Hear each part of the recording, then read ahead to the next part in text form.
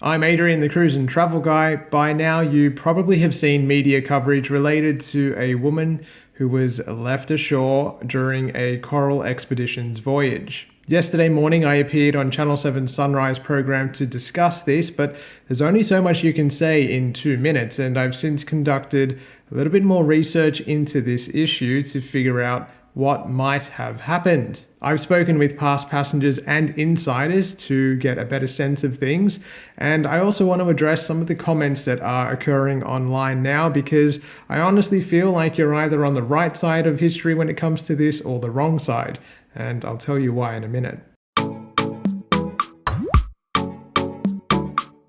For basic background information, Coral Expeditions is an Australian-owned and operated expeditions-based cruise line. They have a fleet of 3 vessels. Coral Adventurer departed for a 60-day Australia circumnavigation cruise, sailing round trip out of Cairns on Friday, October 24th, and that voyage includes 48 excursion days. On Saturday morning, October 25th, Coral Adventurer reached Lizard Island, and passengers could choose to embark on a variety of excursions. The Coral Expeditions brochure indicates that the first stop at Lizard Island would include time to hike to the summit of the island. Other excursions and experiences were also on offer in that port. We know based on reports that the 81-year-old solo traveler chose to embark on the hike, and according to an insider I spoke with off the record about Lizard Island, I was told, "You can't get lost on it, but there is a real steep, tricky bit which has moss, and I even slipped on it." According to data sourced from the Cruise Globe, Coral Adventurer then departed Lizard Island at about 3:40 p.m. on Saturday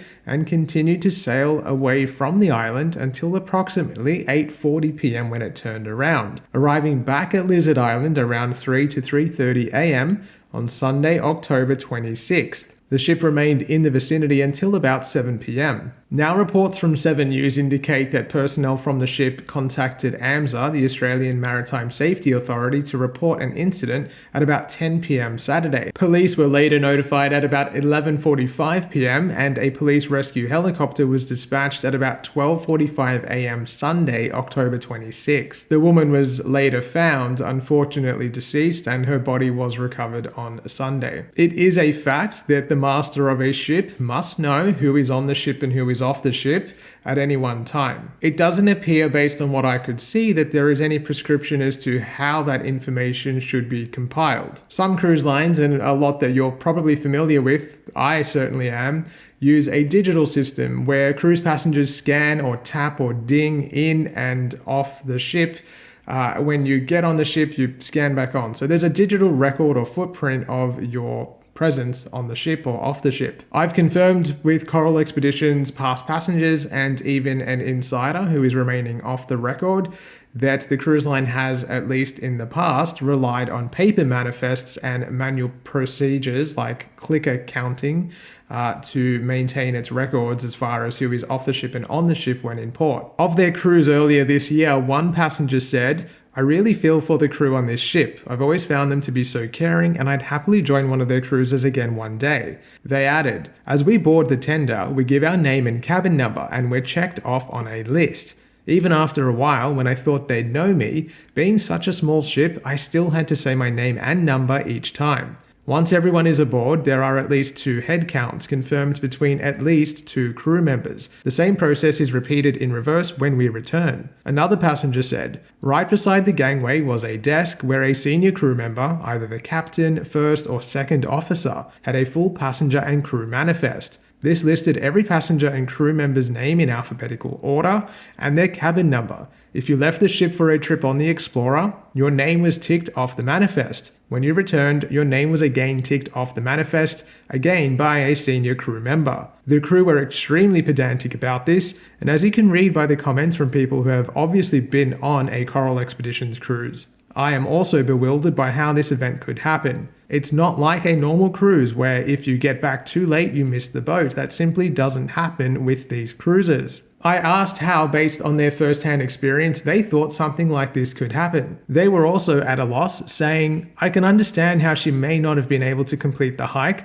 but I cannot understand the discrepancy in numbers getting off and in the ship unless, and this is the only way I can see it happening, she missed getting counted when she got off to go on the Explorer." But even that really doesn't make sense, because for us, once everyone was boarded on the Explorer, at least 2 further head counts were made and checked against the total on the manifest. It's worth noting that the Explorer is a purpose-built expedition-style boat that passengers board from the ship or the vessel itself, that is then lowered into the water and then goes off to explore ports or transfer passengers to land. Now, some people are mistakenly assuming or believing that this is like a regular cruise, where if you get off in port, it's really on you to get back to the ship on time before it departs, and if it doesn't, then hey, tough luck.